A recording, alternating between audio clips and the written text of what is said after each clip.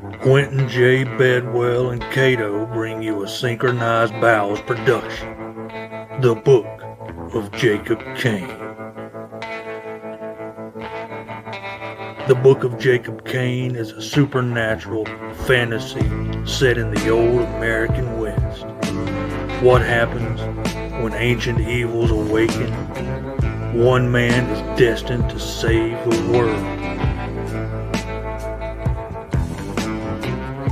The Book of Jacob Kane, coming soon.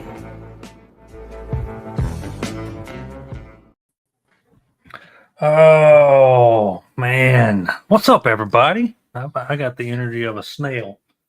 Tired. Been a long, wet, rainy work day. We're here to, well, first thing I want to say, hey, Enewtabie, how you been?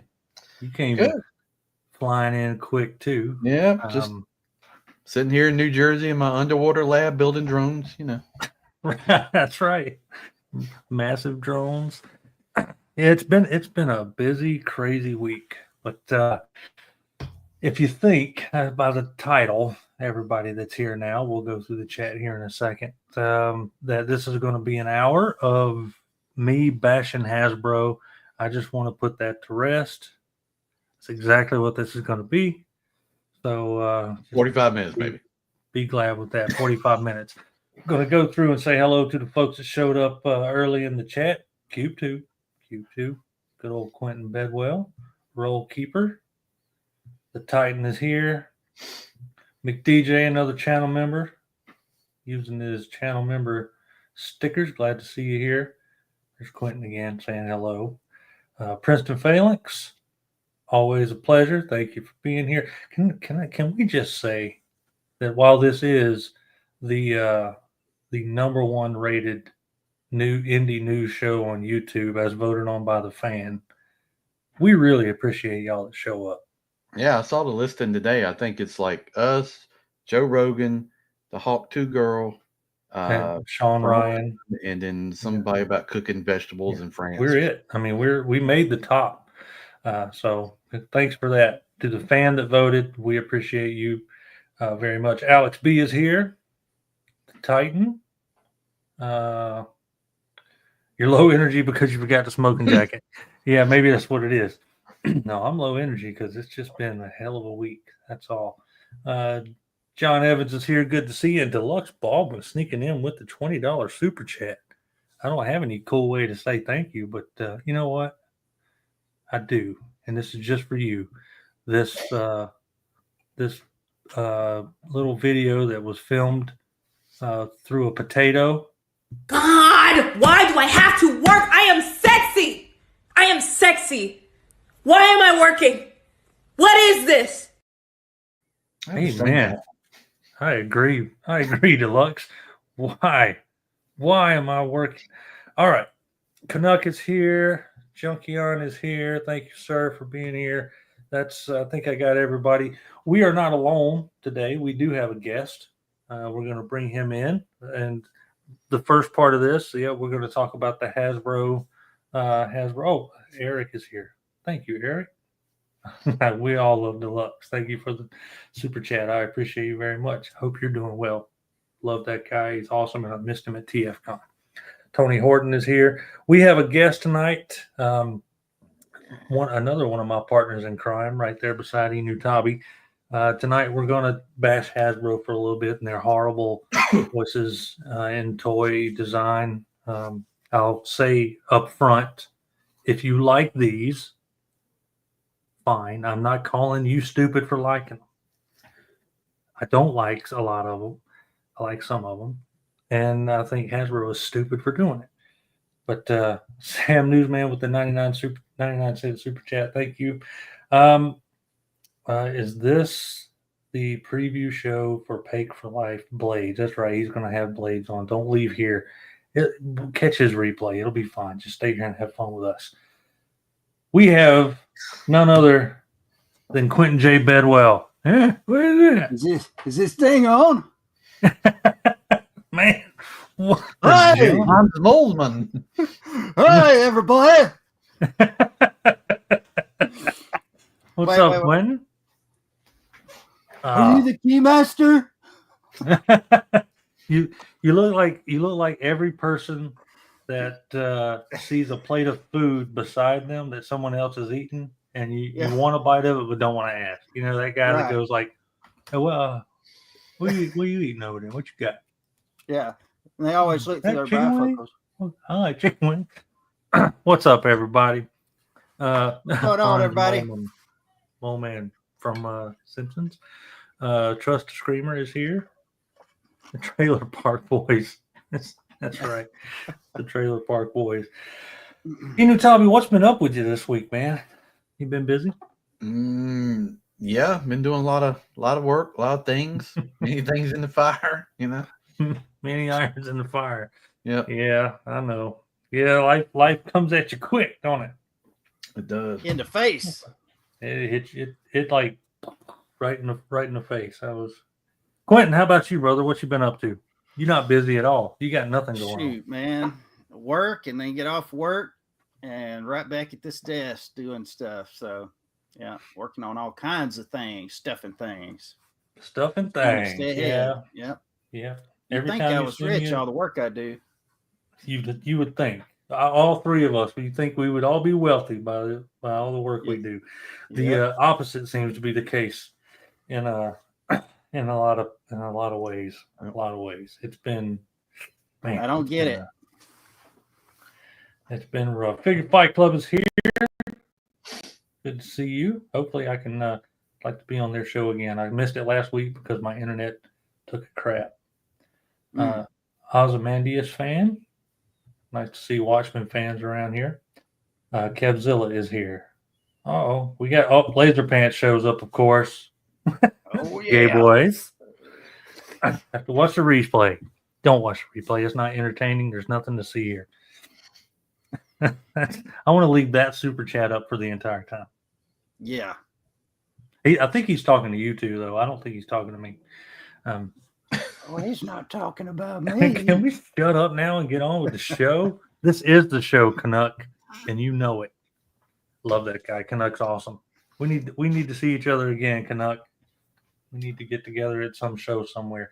So before we move on to Jacob Kane news, which we will do later on, we're going to spend the first half of this not talking about indie toys, but talking about what indie toys do right and what mainstream, and when I say mainstream, I'm mostly talking about Hasbro, Mattel, the normal folks, right? What they're doing wrong. And there's some that are doing some really good stuff. And I'm gonna point out Jack Specific, Jada Toys.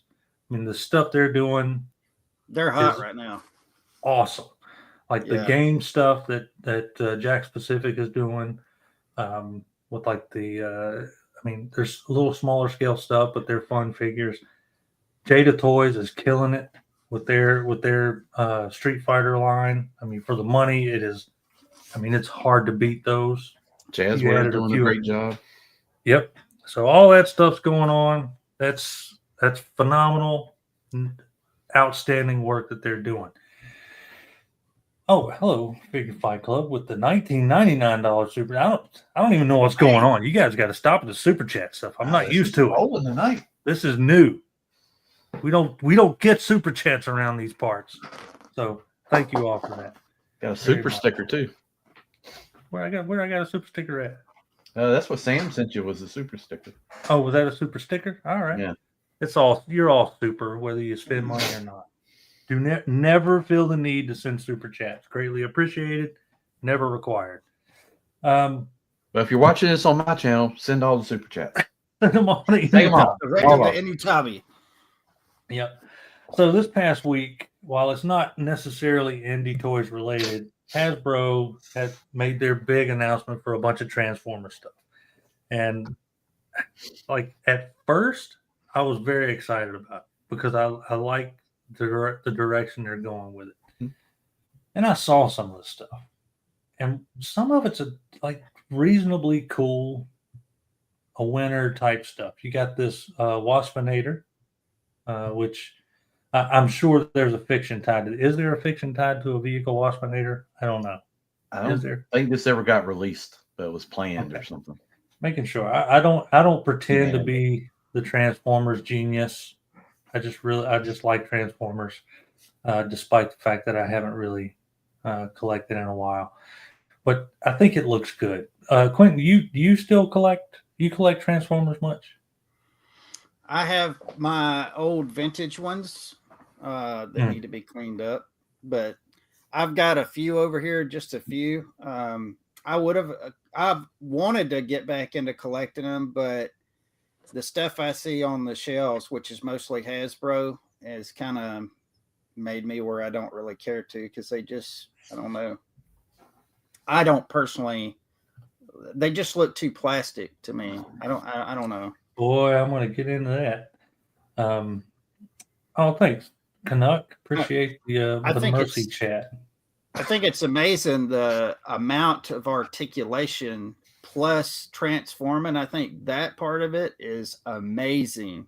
The amount of articulation that they have on them now, but I don't know. Just some of them just look so plastic, so toy. Mm-hmm. I couldn't agree. John Evans and Ash Bailey and a couple others are pointing out that this was Waspinator from Transformers Animated, which I barely ever watched. Yeah, so, me. Okay, makes sense. Appreciate you guys pointing that out. But what they did announce and what I was really excited for were the aerial bots. I think Superion is an awesome combiner. Probably, maybe my top 3. Maybe Bruticus being number 1, Devastator being right below that for me. I know Devastator is a lot of people's favorite. Superion is one of those really high up there for me, because it's one of the stories in the cartoon that I remember the most. It's like chronologically it doesn't make any sense, but it was cool. The aerial bots being really egotistical and not really respecting the Autobots that much, feeling like they were better than everything, and they got a lesson learned to them, and they're a great combiner. Finally, the Autobots have a series of jets that can fight the air superiority of the Decepticons and all that. But then I saw them, and at first glance, they don't look that bad. I think Air Raid probably is the best looking one. Yeah. You got some empty spots in here, empty spots under here. I mean, it's going to be an add-on kit. Dream. They're always going to look like a folded up robot under a jet. Yeah. Always. But they're carrying cargo. Yeah, I don't mind that. I expect that. It doesn't bother me. I'm not going to complain about that. It's just what you do with the aerial bots. Yeah. Right. So that doesn't bother me.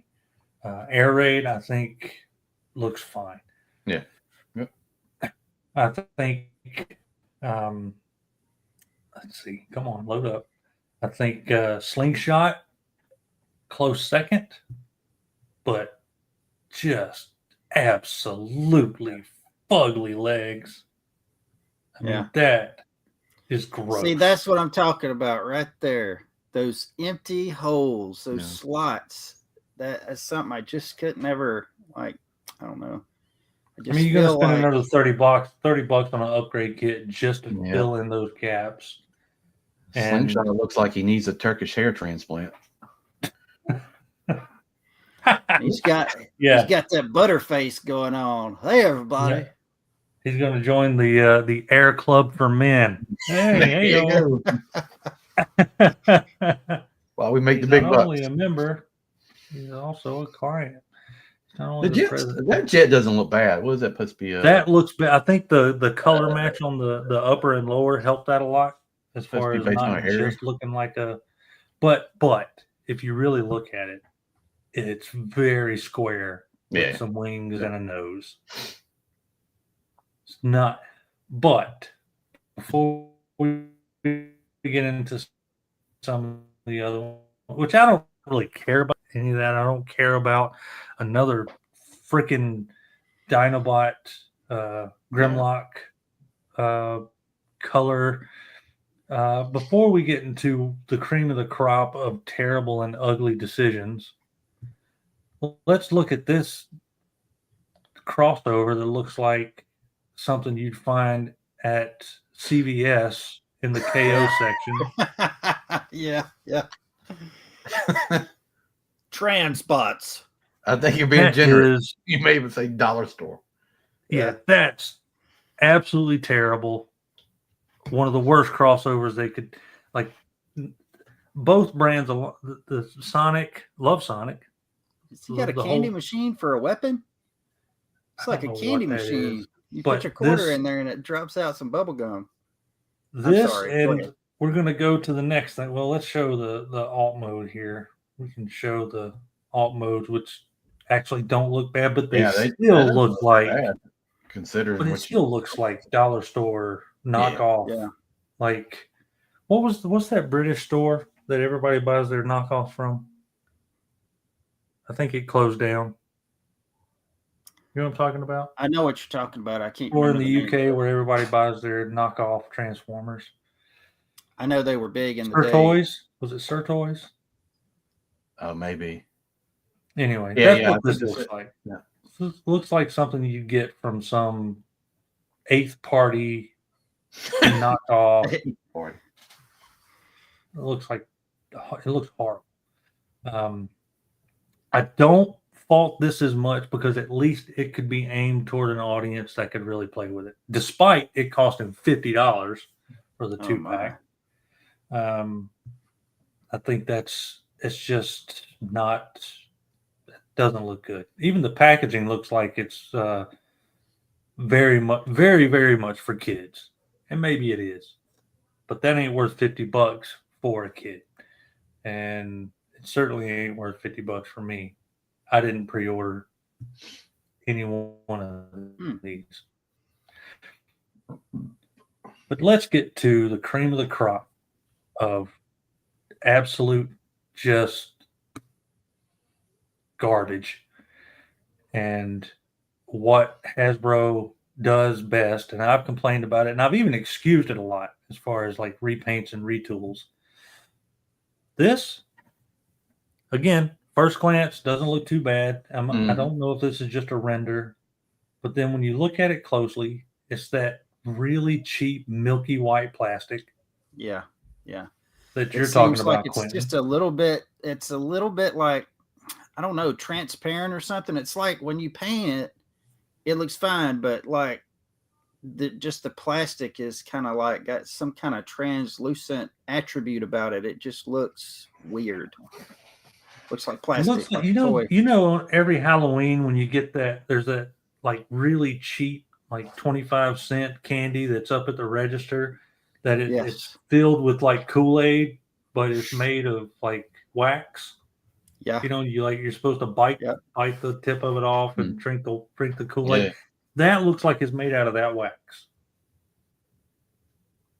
Yeah. So I agree. But still, it's fine. Like it's a reasonable facsimile of the character that you're getting. And again, I think it's because it's a render or something. I don't. That's perfectly fine. If it being a render, I get it. It can look a little waxy, and I hope that's the case. That's okay. I don't like the feet. Pay attention to that $90 price. No, the feet are ugly. The feet are terrible. But then we get into how they're going to do the combiner, and in probably the most creatively terrible use of a previous mold being retooled. They're using the Motormaster trailer reconfigured to make the combiner parts, and this is just the ugliest thing to me, again, if you like it, that I've seen in a long time. I think it looks okay from the knees up. Yeah, I guess. From the waist up. The legs suck because the arm idea is terrible. I would rather the two pieces of the jet stay together and just have a full set of arm at the bottom. more like, at least more like the animation. If you're going to go animation model with it, you know, was there a generation or a version of Superion where the jet split in half? Not that I remember. I don't know. Again, I'm not the expert. Maybe somebody in the chat can correct me.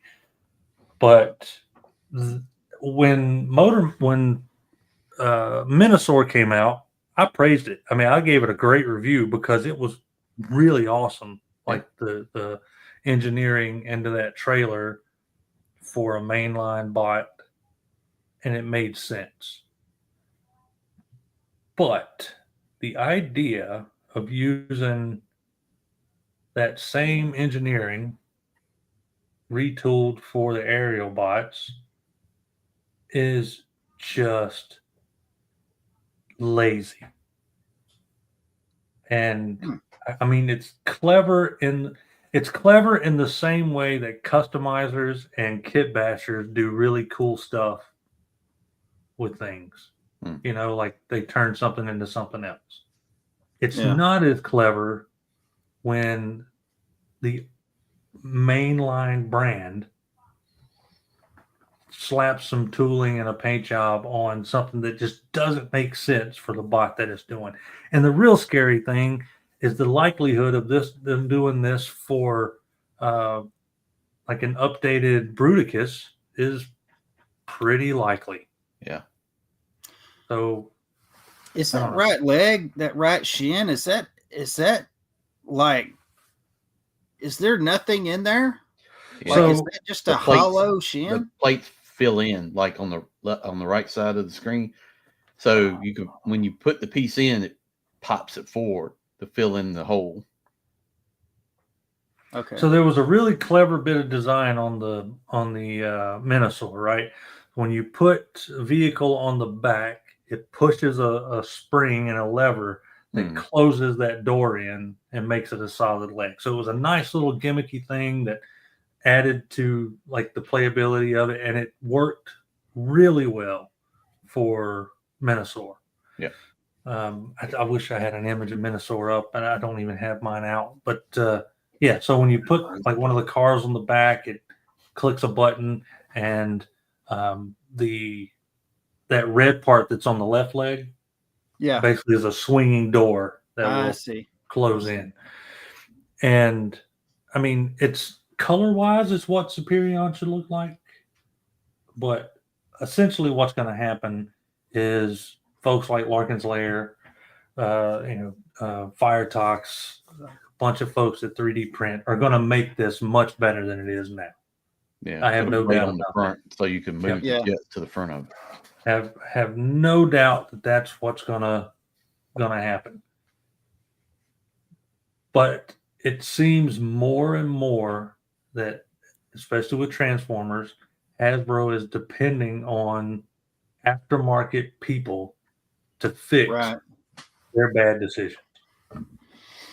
Yeah.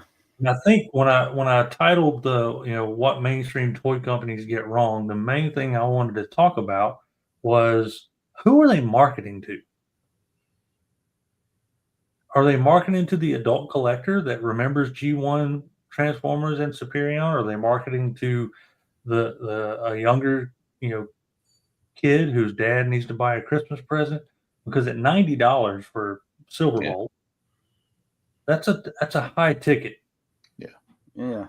You're marketing to the adult collector. There's no way you're marketing this to 10-year-old kid. I mean, the Transformers 1 crowd, which I really do believe is going to bring in a great generation of Transformers collectors and Transformers fans. I think that's going to be G1 in the way the first Bayverse movie was last generation's G1, the way Beast Wars or actual G1 was our G1. There's potential there they don't know who this is. Right? This Superion didn't show up in Transformers 1. Maybe he will in Transformers 2 or whatever. And I'm trying to think, when is this supposed to be out? Is it Q? It's not Q1 25, April and right? May of 25. Yeah, okay. So I mean, so close they could have done, but it's just this is the kind of thing that mainstream toy companies, I say that, mostly pointing the finger at Hasbro, can't seem to get. Is they can't figure out their audience and they can't commit. Make this a little better, charge a little more, and the adult collector will eat it up. Mm-hmm. Right now, they're spoon feeding us somewhere in the middle so that the adult Transformers collector buys almost entirely on nostalgia.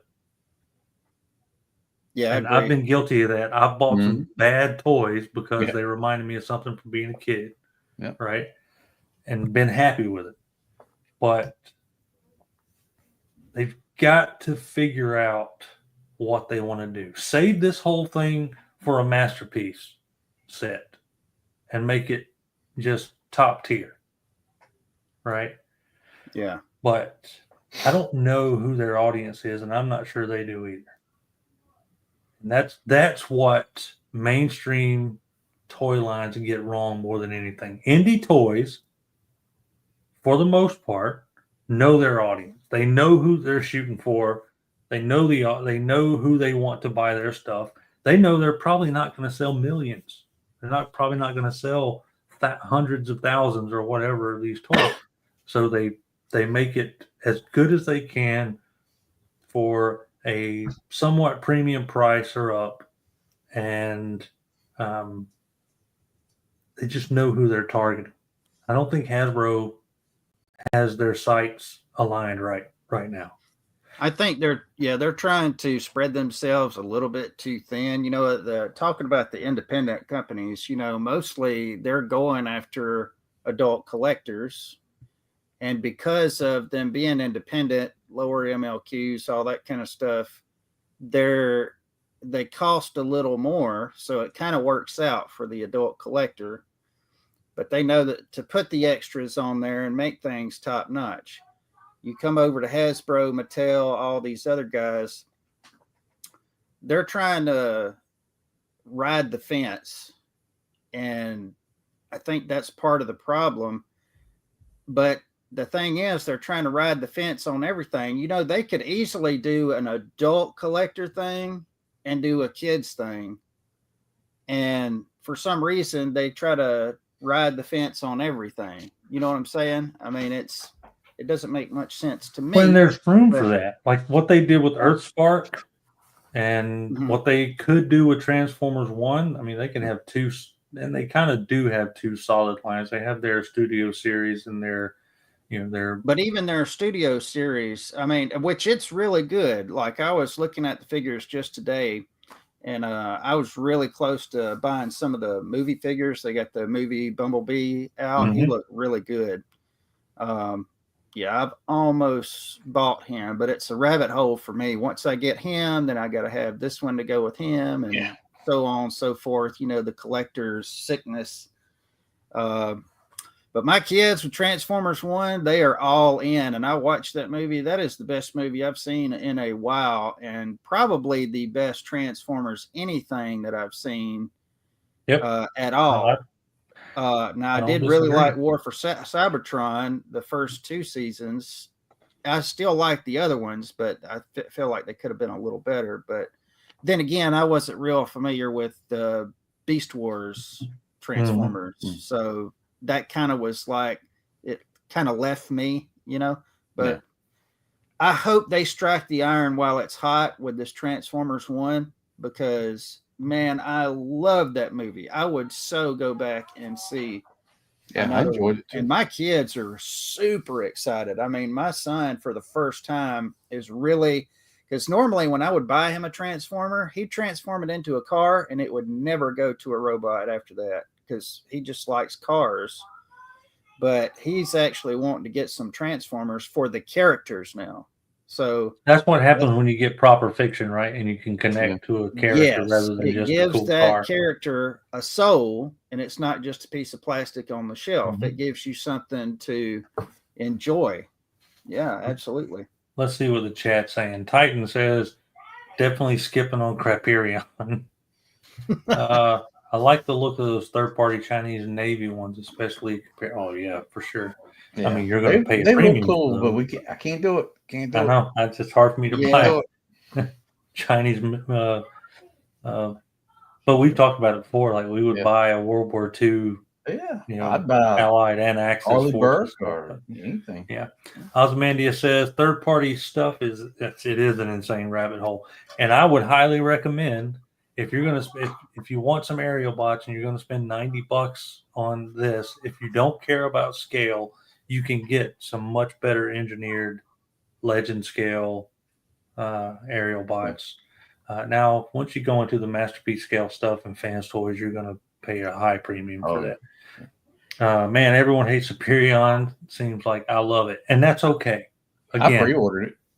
Yeah, because I know Larkin's going to come up with the panel to go on the front side and put the jets on the front side. So make no mistake, if you like it, I am not bashing you at all.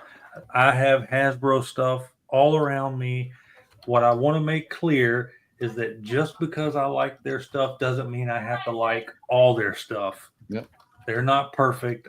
Just want to call them out. You don't like the picture right here? Look at this. You got the Concorde and Heathrow International Airport connected. You got the whole thing right there. All right there. Yeah, Quentin, that's the back half of this. If you look at it, from the nose to the rear of the first curve of these wings is the tip is the actual alt mode, but that all that excess stuff that ends up becoming the larger bot becomes Superion is all tagged onto the back here. Again, clever. I highly doubt that it's going to hold together well, but there it is. It's at least they designed it to do something in all modes. Almost no one is going to keep it in jet mode. It's going straight to Superion and probably going to stay that way. So yeah, if you're going to, I've always said, if you're going to dip out or half-ass something, let it be alt mode, because especially on a combiner, because it's going to in the combine mode. Most likely. I'll show you my Transformers, which I have a few. Like I've got that Throne Starscream, and I've got probably about 6 other ones, and I've got my vintage ones. But I've shown these before. I like these little guys. They don't transform, but they're good little solid figures once you put them together. Oh man, those are, and you know what? I found them for $5 in there, and I haven't seen them since. Yeah, I still haven't seen any of mine. Ash Bailey says, passing on this, don't blame you. If I was 5, I would like this. Absolutely, 100%. But as a parent, would you spend $90 on it so that your 5-year-old would play with it? I wouldn't. I don't have kids that I know of, so I don't have to worry about that. But I have a hard time thinking I would spend $90 on this for my 5-year-old. I have to say this about Transformers. As far as toys go, there is not a more clever toy that I think has ever been created, aside from Legos, than Transformers. You have a character, you've got a vehicle, and a puzzle all in one. It's amazing. There is nothing about this that could go wrong. It's an amazing concept. I love the whole thing. When I was on the playground, how much I used to love Transformers. We used to play Transformers all the time. I always loved Transformers and GoBots. There's some people who are, Transformer haters. Some people are GoBot haters, but I always liked them the same when I was a kid. But man, I've so tried to collect Transformers again, but I just can't bring myself to it, which is probably good, because these things are expensive. They are a rabbit hole. If you want to get the better ones, like the third party, like they're talking about, you can get some nice looking ones, but man, they are so expensive. Let me know what you need, Quentin. Yep. Yeah, we might can help you out. I'm getting rid of mine. Yeah, that's the thing, right? Is like, I think most of us at some point have said that, to where like the draw to us for Transformers in the beginning was like, wait, you mean there's robots that turn into vehicles so I can have both, and they have laser guns and they come from another place? Yeah, sign me up. I want all that for sure. KR Brickbot, I wish the legs were Combiner Wars swappable, at least like Minosaur. All right. Titan, the Sonic crossover might be worth 50 to give to a kid you don't like to watch them cry. Oh, man. John Evans. Oh, the Sonic weapon was an invincibility sphere, circa Sonic Adventure 1 or 2, when they changed from boxes to spheres. See, that's why I like our audience. They're smarter than us, and that's okay. I'm okay with people that are smarter than me. It's not difficult to do. And I appreciate the learnings when asked. Osmandius says the 2007 movie was the G1. Asian robot franchises for kids and adults. Hasbro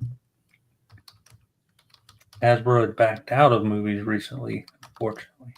Hopefully they don't. Hopefully they continue Transformers 1. Sorry, but I can't afford to collect third-party and indie Transformers. I'm only buying New Age Megatron. You don't have to apologize to me. Like I said, there's plenty of reason to buy these if you like them. This is all my very subjective opinion. And I admit that it is 100% subjective. Buy whatever you want to buy.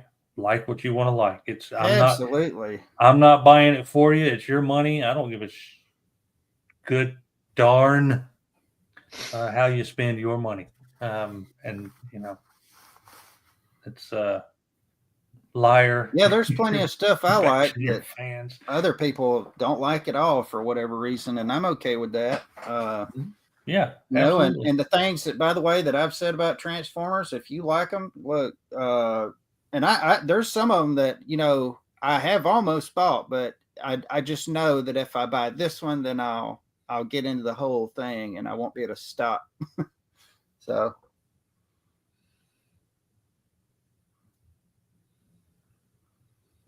Yeah, it's a horrible rabbit hole that you can't escape. Yeah.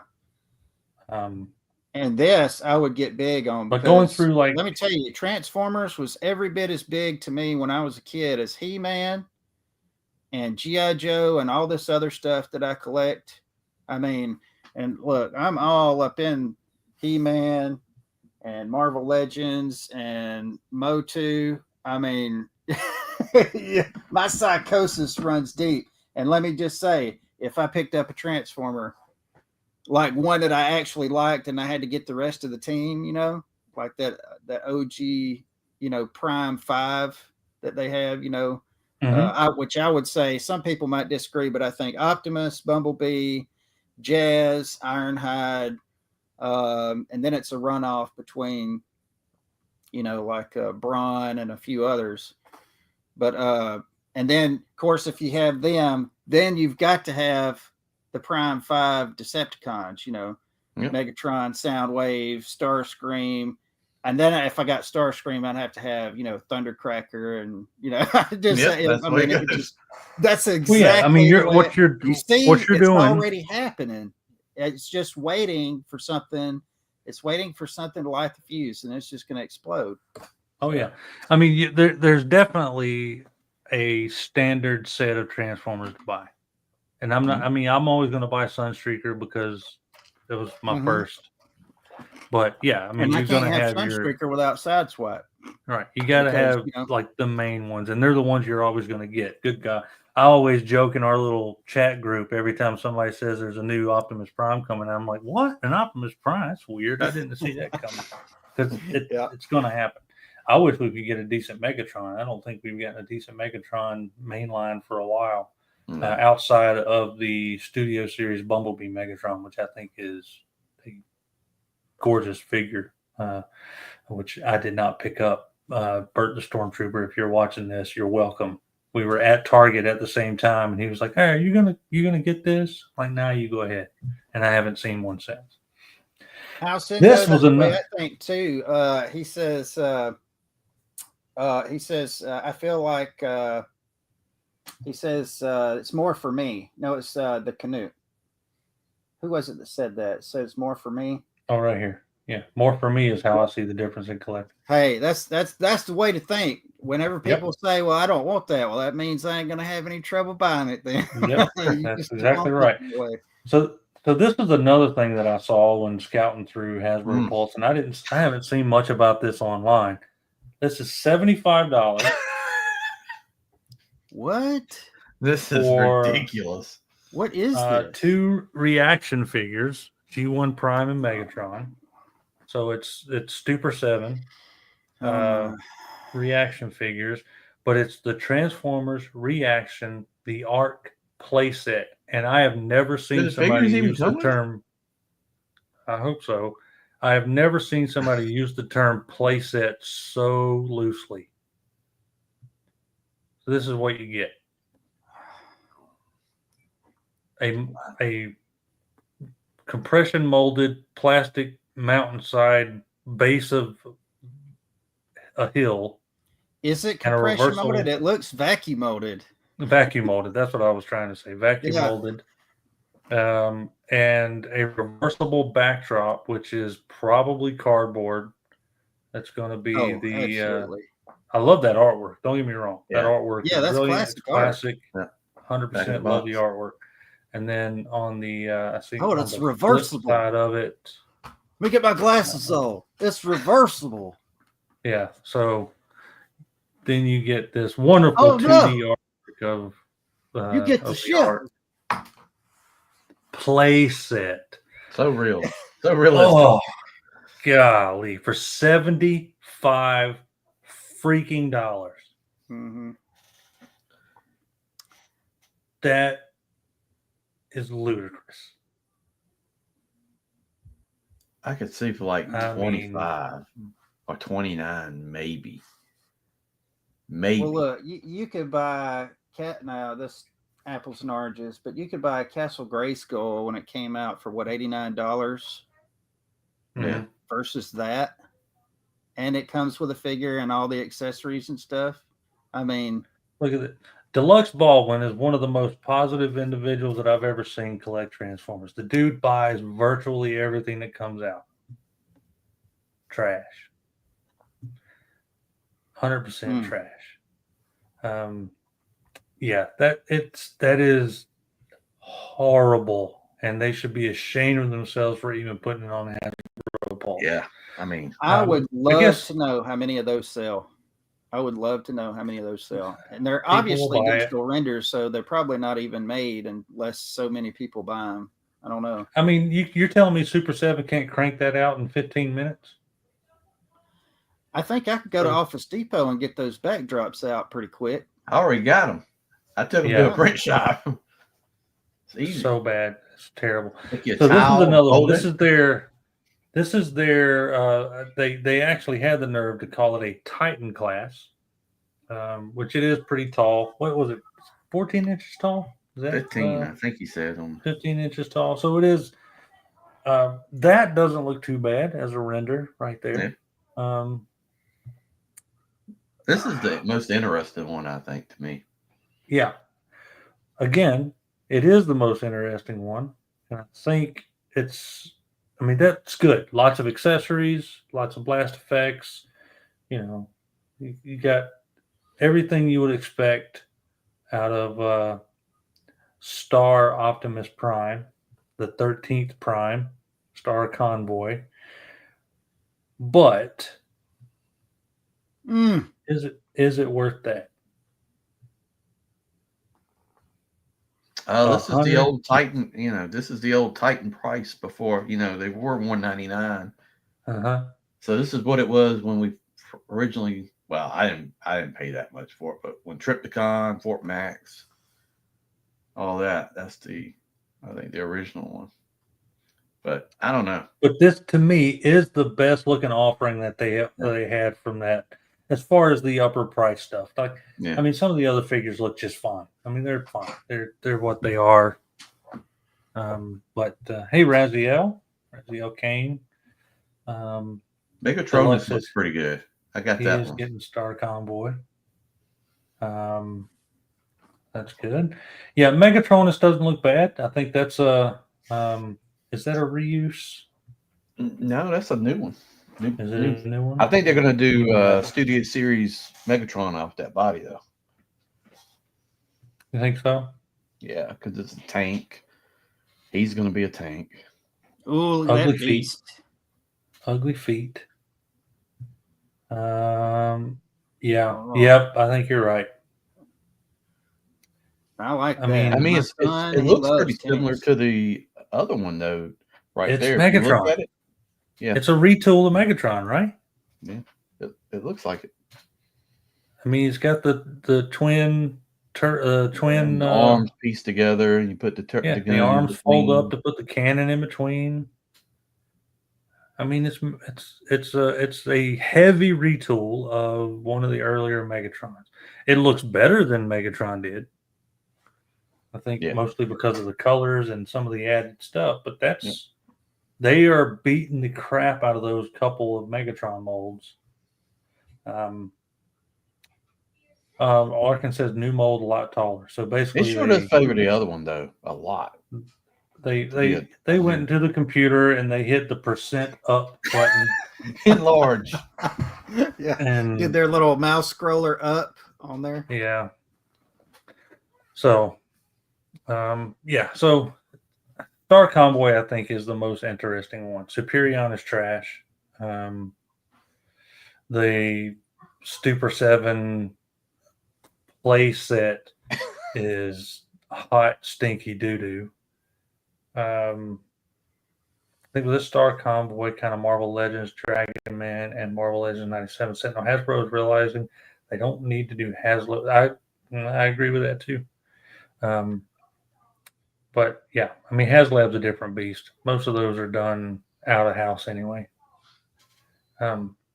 Anyway, I said my little rant earlier about how mainline toy companies crap the bed on trying to figure out who their audience is, what they want to do, and who they want to do it for. And Quentin, you said it too, riding the fence. Like, make your decision. If you're going to make expensive toys, make them look expensive and fill in those gaps and holes. Yeah, make me feel like I'm getting, I'm getting something for my money. Yeah. Yeah. I'm hyped for Dragon Man too. So you pre-ordered all this, Kato? I've said it the same reason I've switched indie toy companies.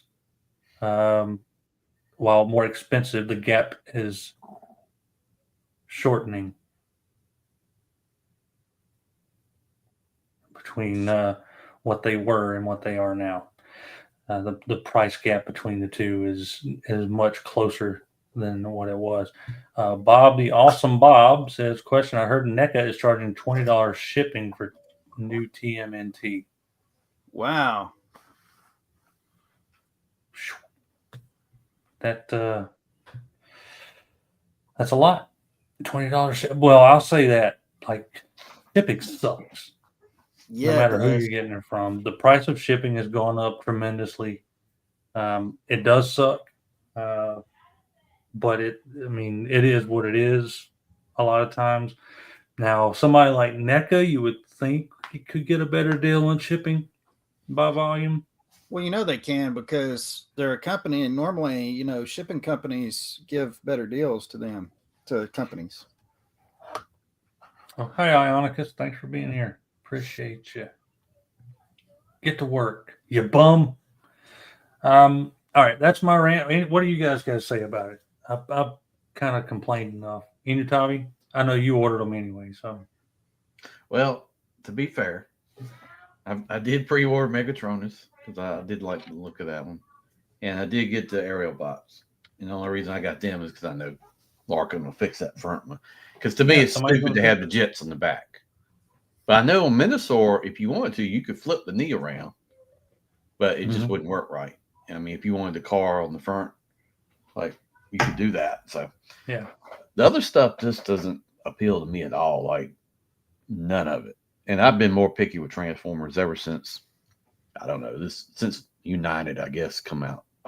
Mm-hmm. I used to get everything, like every repaint, all the Target stuff, but man, I just cherry pick it. If BBTS can charge flat shipping, that's because BBTS ships a metric ton of stuff. Yeah, they got a good deal with DHL. I mean, they ship a lot.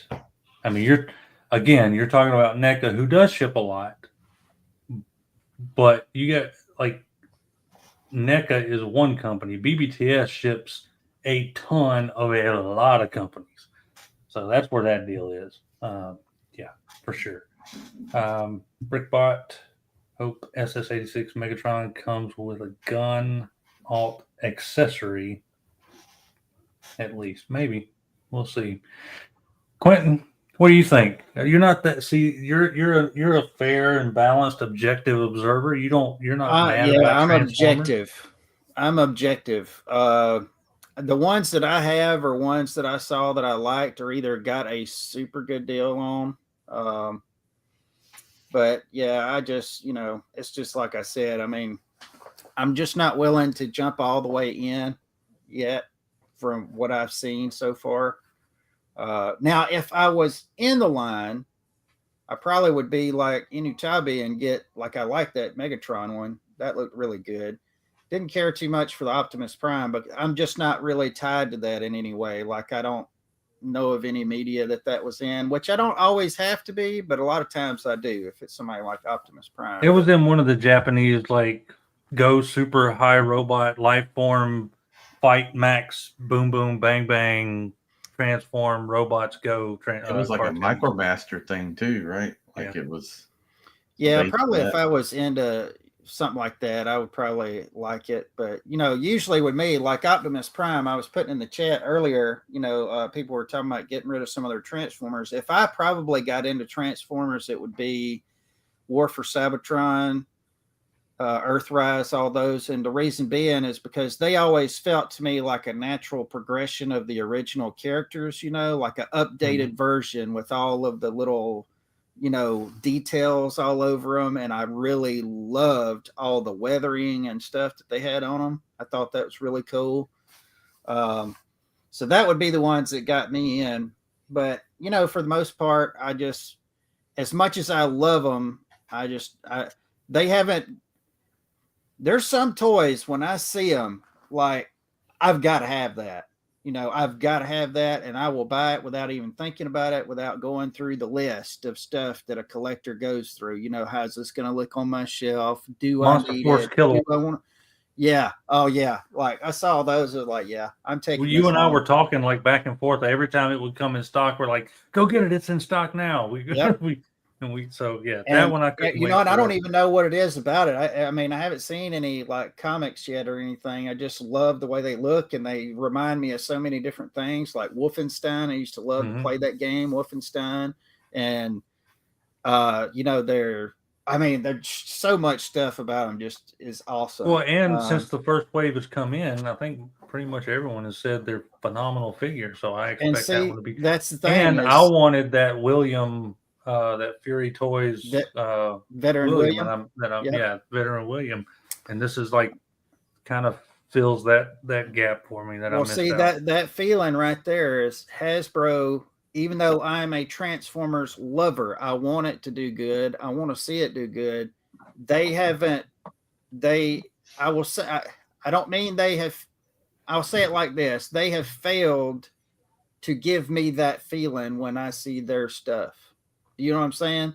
Mm-hmm. Like they have failed to snare me in, and I'm they did with me in War for Cybertron in the beginning, like you were saying. Well, see, like they really did. See, I didn't catch War for Cybertron when it was first out. I came to it way later after the fact, and that's when the toys had already went up, on the secondary market. So it wasn't really easy to find them and all. Thankfully, because I would have got all of them. But had I saw it when it first came out and then got this, had the toys available, I would have jumped right in on them. But other than that, they just haven't wowed me. Yeah, if you want to spend a little bit of money on some fantastic engineering and great looking figures, I mean, this is still, in my mind, one of the best Grimlocks ever made. Period, hands down. Masterpiece, legend scale, whatever. This New Age, actually, all their Dinobots, but in particular, this Grimlock, and this is just one of what New Age does, is one of the best Grimlocks ever made. I've got tons of New Age sitting over here. Yeah, like if you're not going to buy a lot of Transformers and you want to pick and choose characters, they don't take up a lot of space. They are more expensive than what you would think, as far as like between your mainline Transformers, but almost perfect in like design, color, feel, engineering. I mean, well, I might look into those for sure. Yeah, to me, there's almost no better brand out there selling Transformers than New Age. Legend scale from New Age. Yeah. I mean, well, that's that shelf right there is like all the Autobots seasons 1, 2, 3, whatever they released. The next shelf is all the Decepticons. Like, people can complain all they want about this being a parts forming, and it is. There's a lot of parts forming here, but I mean that is Devastator from the cartoon, and that's New Age. Absolutely. Yeah, he looks good.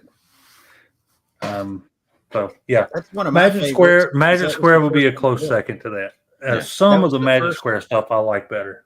That was the first vintage combiner that I built, and I was so proud of it because, for one, they had it in my area at the time. I was living in South Mississippi, and it was hit or miss on getting stuff, and that's why it was so hard to collect comic books and try to get them consecutive numbers of them, because like the drugstore would have them for a little while and then they'd stop carrying them, and then or they'd switch titles. And so I've got like partial runs of a lot of different stuff, but I was so proud of being able to make Devastator because I was actually able to purchase all of them and make him. So that's why he has a special place for me.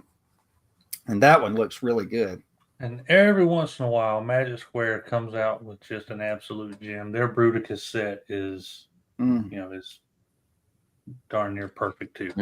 So yeah, Legend Scale for me is, and I both fault and thank Deluxe Baldwin for getting me on that Legend Scale train. Well, that's enough bitching and complaining, I think. Let's talk about some fun stuff since we have that. That's all I got to say about that. We'll get that out of the way. You folks in the chat, feel free to keep complaining. It's a safe space for you to complain if you want to complain. Maybe no HR here. You are working with. Well, I say working with me. You are doing way more work than me when it comes to the book of Jacob Kane. The book of Jacob Kane. Yeah. And you have been cranking out some art lately, man. Do you Yep. We're up on page number 14. So getting through it. And I can tell you this, yeah, go ahead. I'll pop it up there. Let's see what we got. Let's see, share screen. So we're going to show some artwork here that I don't think it's been seen publicly, has it? At all? Some may, but I only opened up a few that. This is that's not Jacob Kane. That's Jacob Kane. Look, everybody. He's so popular. I have this fabulous sword that was gifted to me by my uncle after he touched my pee-pee. You have the power. Yeah. Hey, you got the power. All right. So let me. So we've probably showed a couple of these before. I might have. I haven't updated. I've been busy and I haven't updated the. It's been a little while. But Facebook page in a while. Anything we show here, we'll add to the Facebook page shortly after. But you guys get the I think it's safe because there's no word bubbles or anything for But nobody knows who these people are. Here, and some of these aren't final. Some of these I'm going back and making revisions as I go along, just to, sometimes get a little idea or something, and you kind of have to go back a couple pages and wait a minute, he's got a knife in this panel. I need to show that he's, he carries a knife or something, unless it makes sense. Anyway, you have to make edits. So this isn't the finals, but and there's going to be more tones and shadows and all that kind of stuff. This is Prince Adam before going to Eternia. Yeah, this was his mom's. This is where Prince Adam's mom came from. That's what this is. No, it's not. Just in case anyone's watching that wants to copyright us, this is all from issue 0 of the Book of Jacob Kane. No bubbles. Nobody knows who these people are. Just some prairie life. Is this the illustrated version of Oregon Trail? I mean, sort of. Yeah. If you remember, the Book of Jacob Kane is what do we say? It's fantasy. Did we say horror? I guess you could say horror, but it's definitely not out to get any scares or anything. But it's more mythological. It's more mythological, fantasy, stuff like that, monsters. But you don't see any of those yet. We haven't got there yet, because this is issue 0, and it sets up a lot of things for the rest of the book. I believe it is crucial. I mean, you could have started book number 1 without any of this, but I mean, this really gives you an insight into the rest of the story. And so it matters. Like this is this could end up being like my favorite issue of it all, because of how much it sets up. It's now you could pick up with issue 1 and be fine. You're not going to miss anything if you don't get this, but this is definitely one of those extra little stories that help get the point across.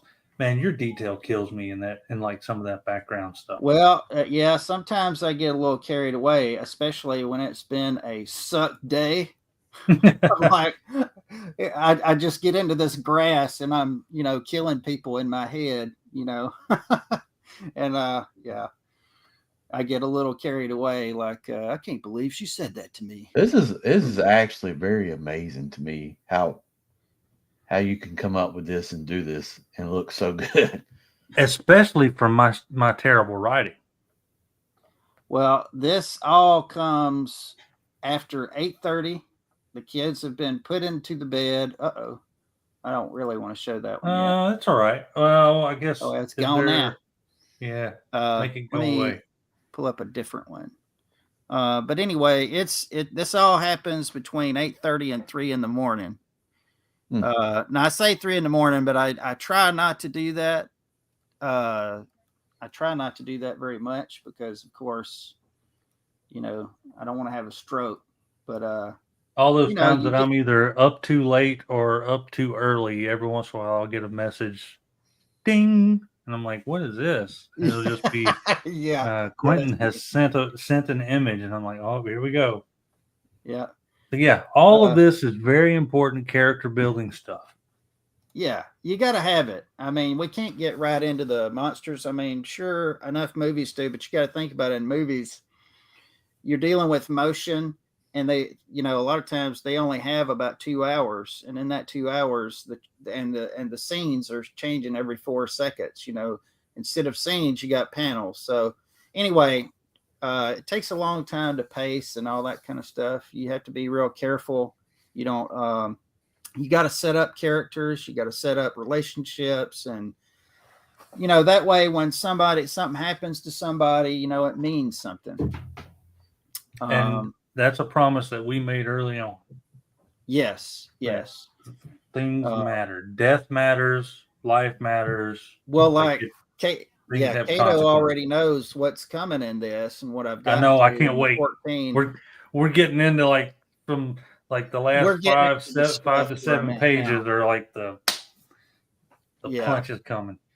Yeah, because even though you don't see any of this in what I'm showing right now, we do, even though you're not seeing it, we do get into into the fantasy and into the stuff as the book goes on. Right now, all you've seen is kind of the little house on the prairie, Oregon Trail stuff, but you're going to see some stuff and it's going to go off. And when it does, it's going to be pretty amazing, if you ask me anyway. I love how it's going. But I will also say about this has probably been the most emotionally tied to a work that I've done. A lot of times when I do superheroes and stuff, they're fun. And even when there are serious moments, it's not really all that serious, but something like this is I know that when I go to doing this, and I do get into that kind of creative space that you have to get into, sometimes it takes a little bit of time to really get into it. I just get emotionally involved, and we're moving up on some stuff now that is very emotionally,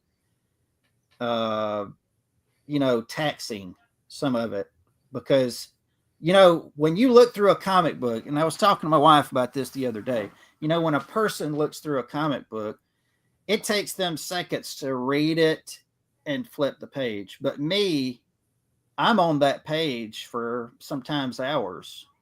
I have to lay it out, and then I have to work out the panels, lay it out, do the rough sketches to get the bodies and the illustrations correct and everything.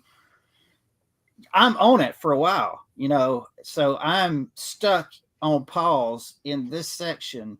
And so, it takes me, I go a little bit farther with it than the person reading it. So sometimes I'm getting up to some places right now that are a little hard.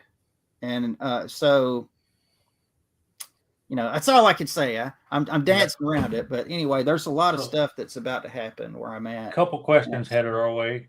Larkin's Lair, I want 1/18 scale O-ring Jacob Kane figure. Where is it?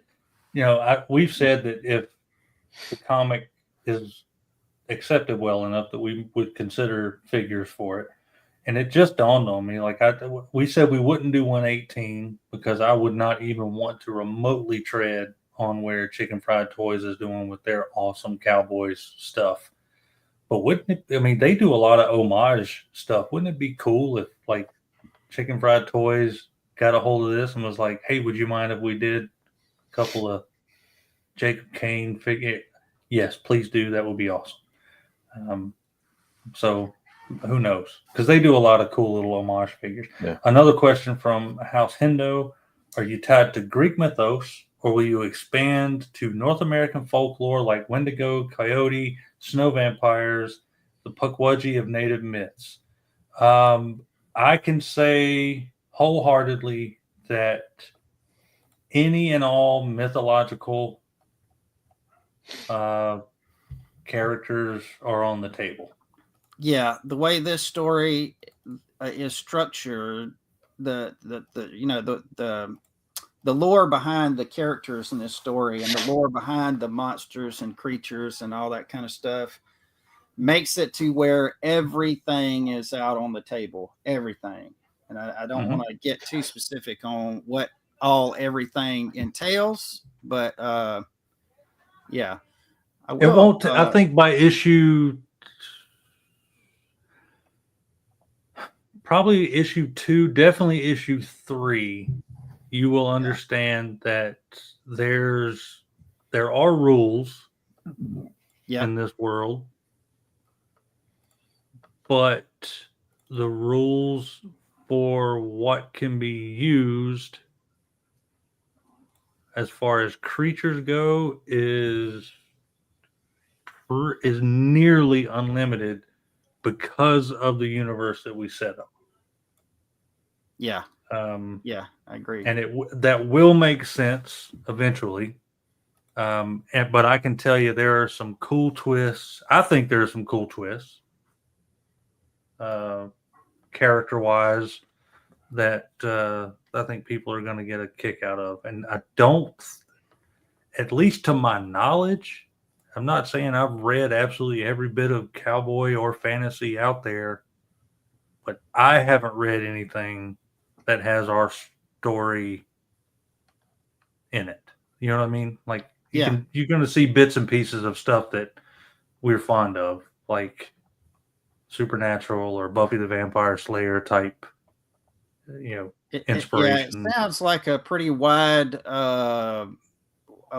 swath, but it will all make sense. Trust me. Speaking of wide swaths, huge tracts of land. Yeah. What do you think, Enewtabie? You excited for Jacob Kane, man?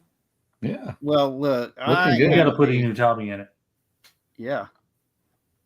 I am a creature of the 90s, back in a time when, having beautiful women and strong, muscular, commanding men was just normal, in a comic. And before it became like, something that made people nuts, to see. I can't believe you need to put some clothes on her. All that stuff. I mean, it's so I believe in making, women look nice and men to look muscular. And I mean, it's not going to be gratuitous, but it's beautiful mountains. I'm not going to shy away from it.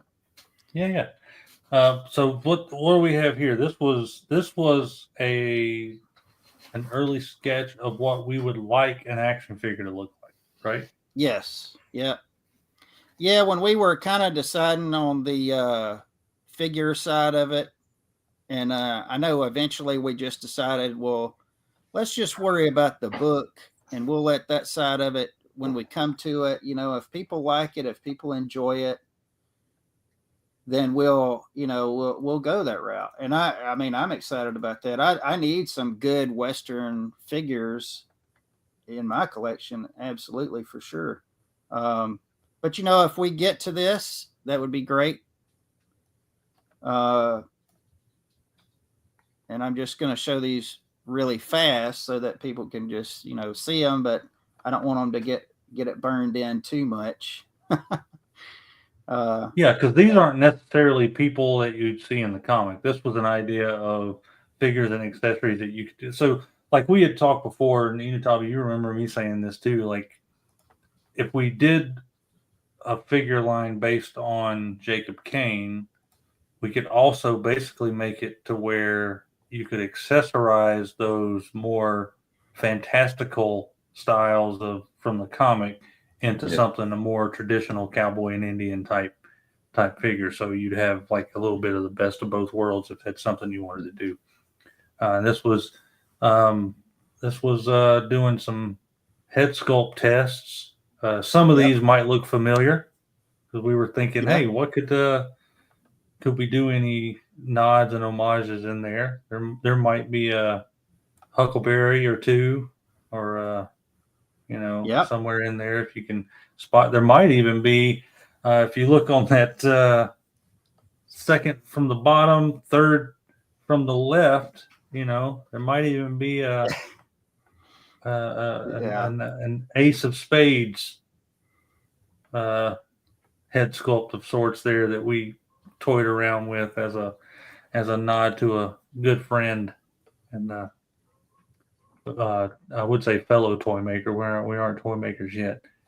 No. And of course, if you want zombies or anything or zombies, demons, skulls, skeletons. I don't know of anything that looks cooler than a skeleton cowboy. I remember when we used to go to the fair and win games, like the balloons and all that stuff. We used to get these prints of these and T-shirts, of skeleton cowboys. That used to be the coolest thing to me. It would be so awesome to have some figures in the collection like that, or just some skeletons in general. Oh yeah, Awesome. There's my guy. Yes. Love this dude. Yeah, we've shown him. There's a character that you kind of worked on to see if it made sense in the book or not. But you can kind of see by the art style there that you can go a little more fantastical with the designs. Yeah. What do you think, Enewtabie, about all this crazy comic nonsense? Can you believe it's I'm actually still happening? in awe about the drawing. Yeah. It just amazes me that you can do that. Well, I appreciate it blows my mind. Like I like to paint, and I can paint like mountains, but I could never, in my wildest dreams, do some of that. There's like shadows in the background. There's like, if you look through the wagon, you can see him sitting in the front seat with the hat. Yeah. It's I'm an illustrator first and foremost. If you give me stuff, like I see some people do some very creative stuff, like artist that I love, Kenneth Rockford. Anybody ever heard of him? He's done a lot of stuff. He does such a great job of doing really cool characters, but also whenever he like has them firing a gun or something, he'll put this stuff that's not realistic at all, but it just conveys to you that gun is making sound and it's shooting and there's, motion.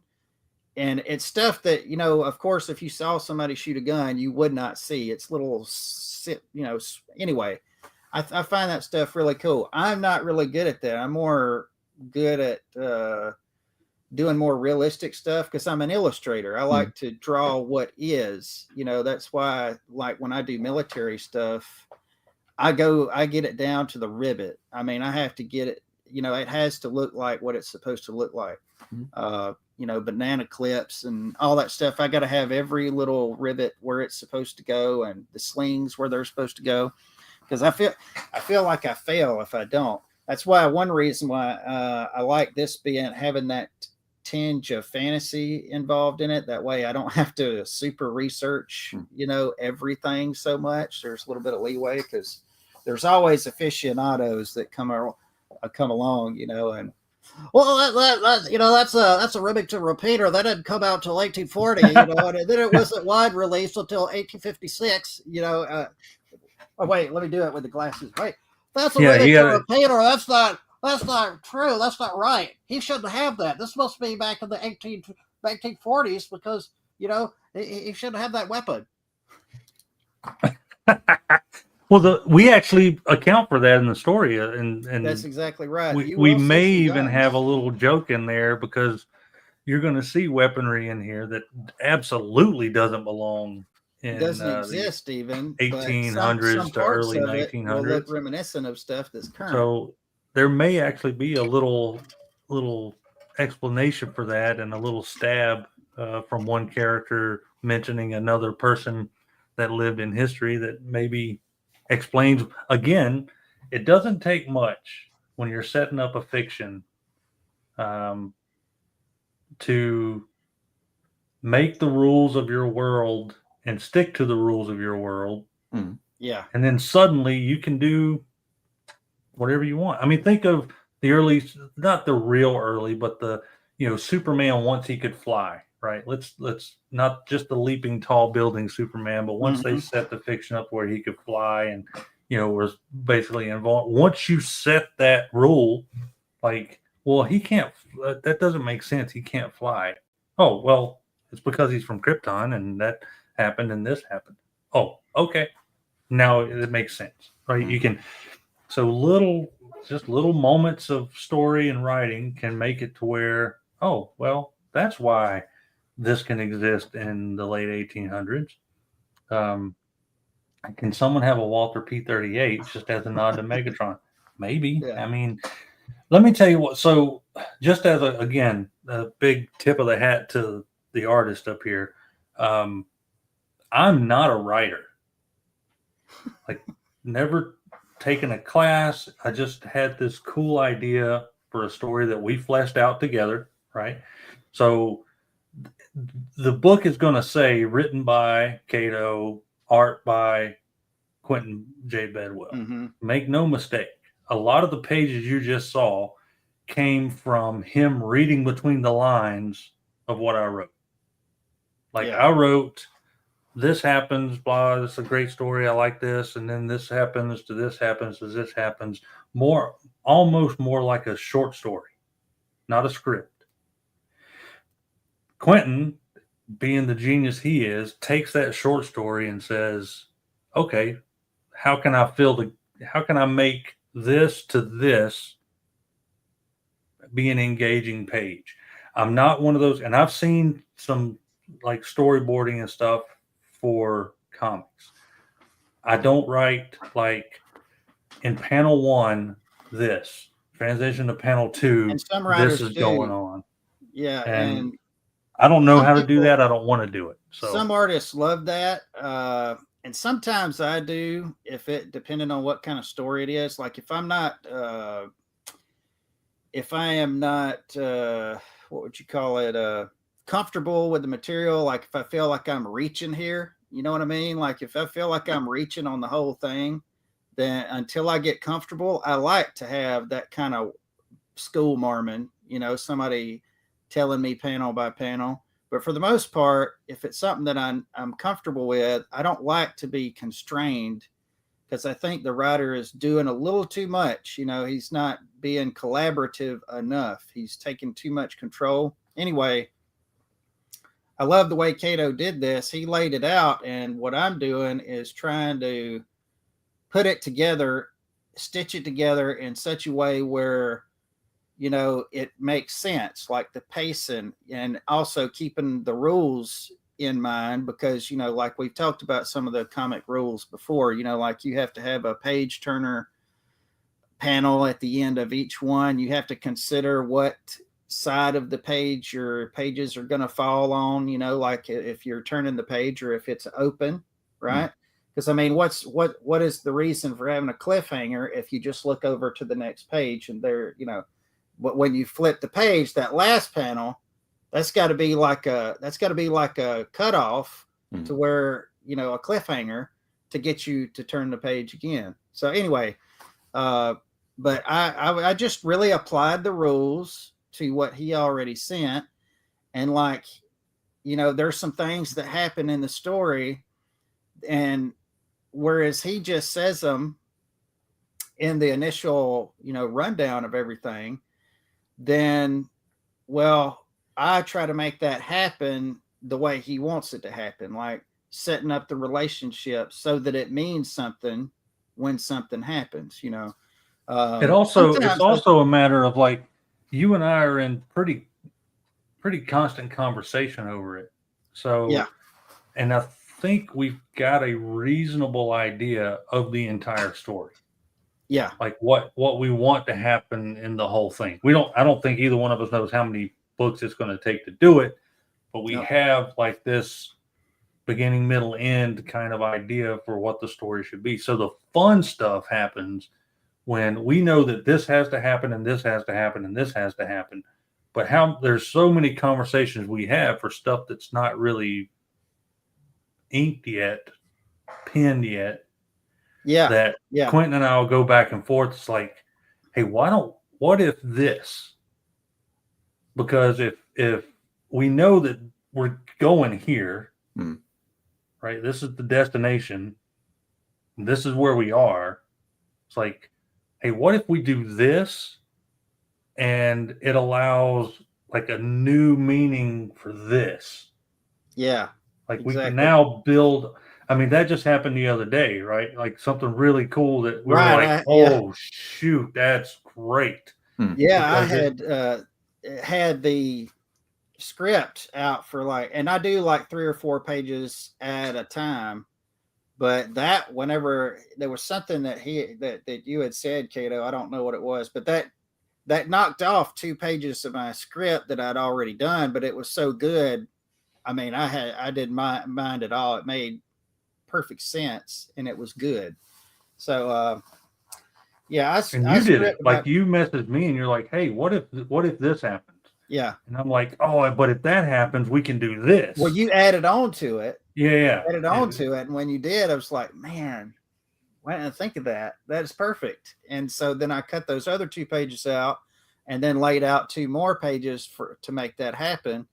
And I love doing it this way. I love that we don't have the entire book scripted to the end, because, you know, when you do that, you know, it's not a mystery to you anymore. I mean, it's a mystery that, you know, that you don't know exactly what everything's going to happen, but we know where we need to get to for about every 2-3 pages. You know, we need to get to here, and then you just make it happen and make it natural feeling to get to that point, those points, if that makes any sense. But we know that in 5 pages, we got to get here, and then we got to get here. It's the multi-route GPS thing, right? We know that we're here, we're getting here, but all of a sudden you can reroute, you know, and you can say, ooh, but if we go this way, we can see the Grand Canyon. We can see some, we have some new scenery to look at.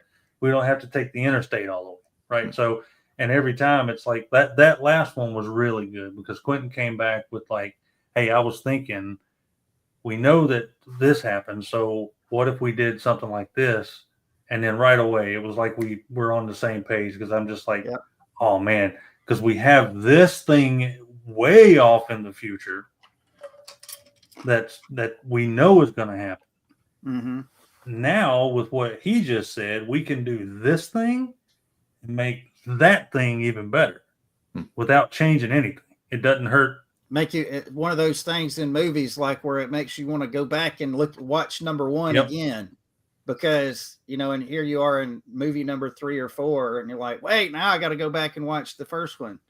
You know, I don't know about y'all, but whenever I saw Rogue One, that made me want to go back to Star Wars, the first one, or episode 4, and watch it over again just to see that first part. Yep. I love stuff like that. Enewtabie's a big Star Wars guy. I am a reasonable fan that can. I have fooled around and got into. I was keeping it at Empire collecting, just Empire, and then I got the Mandalorians.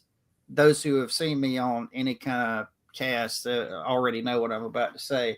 I bought the other day in GameStop the 3-pack of Maul, Obi-Wan, and Qui-Gon. And then somebody, I would say, helping me out, but I don't think they were helping me. I think they were trying to push me off the edge. I was like, I don't know where I'm going to put this. I don't have any other prequel characters, and I was trying to keep it to Empire. They send me Plo Koon. So now, ever since, I've been collecting like prequel. Yeah, you gotta get all the Jedi. Now I'm trying to stick around Attack of the Clones, I say. But that 3-pack is Phantom Menace all the way. So I don't know. We'll see. We'll see what happens. Enewtabie, do you have that 3D printed bit that you've been working on handy? Like, are available? Can you show it? Or is it ready yet? Well, I'm sorry. Was it not 3D printed? The play set you made? I thought you made one. Oh, I made the cantina. Yeah. Do you have show off your skills?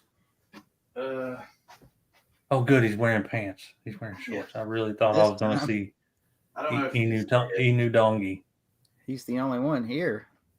I know. I'm naked from the neck up. All right. So this is naked under all my clothes. This is a cantina. I'm dropping pieces, but I figured me asking her to do that. Yeah. So this is like the entrance, the bar. And I printed and I painted it a little bit to kind of match the wear. That's cool. Like when you see the cantina, and then we don't serve their kind here. Yeah, and I printed the bar. Cool. And I painted all the pipes and stuff like that. Now this looks for a 6-inch scale. This is for 3, and this is for the 3.75. Okay. Yeah. Because it would take you forever to print. These files are set for 6-inch, but I downscale them to 3.75. So how long before you make molds and are going to be sending them out to all your friends? I want to know what the timeline is on that. In 3 3/4, it took me a couple weeks to print. Just I didn't do it all at one time, but I would do like a little bit each night. And probably the thing I enjoyed most was like the painting. Well, let me ask you this: whenever you print the stuff and it's meant to stick together, mm-hmm. and how well does that work? Is there much shrinkage or expanding involved that kind of makes it where things don't really want to fit together, and maybe you had to reprint stuff? Or the problem I had was like with the settings on like not putting a brim in. So I talked to Larkin Firetox, added a brim to like all my prints. And ever since then, I haven't had a single issue. Huh. So this is like one of the, you see the ridges in there? Yeah. So this is like one of the hallways in the back of the cantina. I just printed this out in like tan.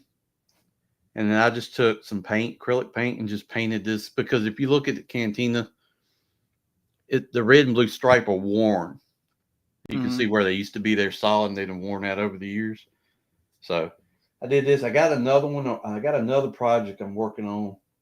I haven't done anything on it yet because that one's a little bit more involved than this one. But once I'm ready to do it, I'll show that one off. But that one is so here's what the back of it looks like. I don't know if you can see that. See how that's, man, that looks cool. That's where it attaches to the print, right? So yeah. Like when you take it off the printer, you just basically peel it off. You really need pliers and stuff. Something like this probably took about 2.5 hours to print. And then I got 3 alcoves, the entrance and the bar.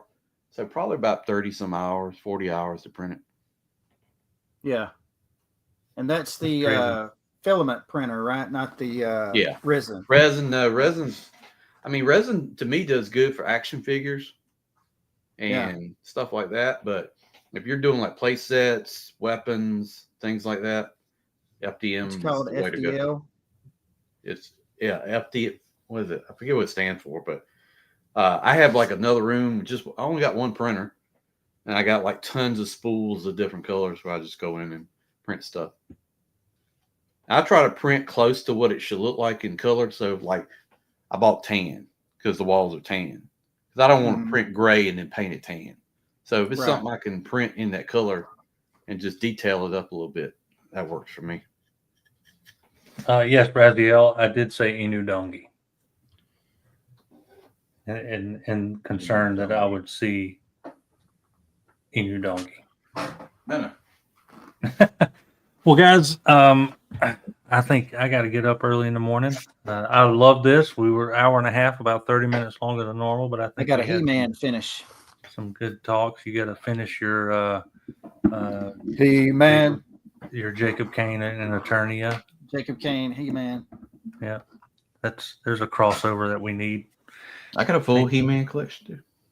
Yeah, he's somewhere. I know. I see that Snake Mountain. I 3D printed the lava for Snake Mountain. I have an extra one of those if you want. Right. No, did you get Snake Mountain? So full. I put. I'm gonna turn my camera here. I am so. Whoa! Oh wow! Up there, Masterverse. I've got mine. Yeah. All my Masterverse displayed up there with those. So notice all them Skeletors when they went to $12. I started buying them up for army building. Mm-hmm. They make good little army of Skeletors. Then they put out that one that's always on the packaging, but he doesn't. I don't too much care for that long beak skeleton. Oh yeah. I pre-ordered that. The went up at BBTS. I thought about it, but if I got him, I couldn't just get one. Yeah. And I don't like him enough to get to army build them. So Fenrir says, wasn't sold on Stupid Cowboys to you to talk about it tonight. Well, our Cowboys aren't stupid, but I appreciate it. I'll say this. We've had 3 different parties interested in the whole thing, because what we have talked about doing, and we didn't mention any of this tonight, we've just been talking about story and comic, but there's been 3 different parties that's interested in the whole thing of the Western figures. And of course, if the comic is popular, then we could get some actual characters there. But what we had talked about doing from day one was having 6-inch figures that you could put just Western stuff on, and like different heads, different gear, different weapons, and make some of your favorite classic cowboys. Like John Wayne, similar to John Wayne.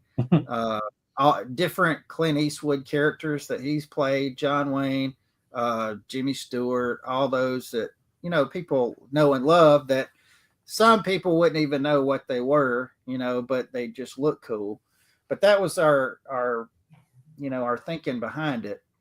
Now, when we get into stuff that is more story driven, more story centric, that's when you get into more of the fantasy stuff. Like now you got cowboys that have pieces of armor on them, and you have cowboys that have not just 6-shooters, but they have like stuff with actual magazines, and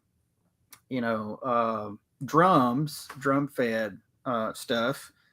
And that's where the fantasy and horror and creature type stuff comes in. And heads, instead of just having regular human heads, they have like demon heads, skeleton heads, and smiley heads, what I call them. Smiley. Yeah. Kevzilla, I got that. Oh, it's time for a shameless plug. I got that Grimlock from tfsafari.com, where I believe you can still use. I haven't ordered anything in a long time, but you can still use Cato's Toy Box 3% off to save a few pennies, and let them know I sent you. There, shameless plug, tfsafari.com. You heard it right, ladies and gentlemen. TF Safari is where you can get all of your Transformer needs met. Especially upgrade kits. So all, like I mentioned earlier, like these inevitable upgrade kits for Superion that are coming. I think every upgrade kit I've ever gotten has been from TF Safari. They have tons. But anywho, Quentin, thanks for joining. We still need to get together and do a drawing live stream. I want to do a live stream where Quentin is drawing, and we're, maybe, I don't know. I don't know the best time to do it. Maybe when you're working on a page that doesn't give too much away, which might be too late for that. Well, we'll see. Yeah, I think it's good. They can't, nobody can see any words or anything. It's a little abstract in some areas. Well, when I used to do streams with another company, I'll just make sure that I pick something that is not crucial, spoilery, and go from there and do that. Right. But I'd love to do that. I mean, what do you think, Enewtabie? You want to hang out? That'd be cool. I like to see that. Go watch him draw. No. That always blows my mind anyway. Yeah. So, love to see that. Well, Quentin, thank you. Appreciate you. Thank you for having me, guys. Thank you. And Enewtabie, it was awesome to finally share the screen with you. I think we did one other time. Yeah, we did. A while back. Yeah. I appreciate you having me, Cato, Enewtabie. Thank you. We will be back next Tuesday at 9 p.m. I may have some news on some certain toy lines. By the way, yesterday, one last thing, indie toy related. Yesterday, the Kickstarter for American Ninja X ended. It did not meet its goal. I have been assured that there are plans to move forward. Yeah, the book is still coming out. What I'm told, what I've seen, the book is still coming out. They're still putting out the literature, and they're going to. I highly doubt. Yeah, I highly doubt that we won't see that figure in the news again. But Enewtabie, as always, appreciate you. Thanks, sir. Tired. I have to get up early. Yeah, I gotta go. My wife is texting me. I'm in trouble. You have to get up oily. We will be back next Tuesday at 9 p.m. with some more indie toy goodness. I probably won't complain as much about Hasbro. Appreciate you all. Send us out, Stan Lee. Oh, Stan Lee. Oh yeah, I was gonna do. I was gonna do the Macho Man, but now we do Mr. Stan Lee. Stan Lee telling you to have a good night and a good day tomorrow. Excelsior! Quentin J. Bedwell and Cato bring you a Synchronized Bowels production, The Book of Jacob Kane.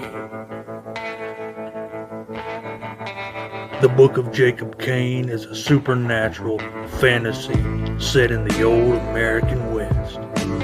What happens when ancient evils awaken? One man is destined to save the world. The Book of Jacob Kane, coming soon.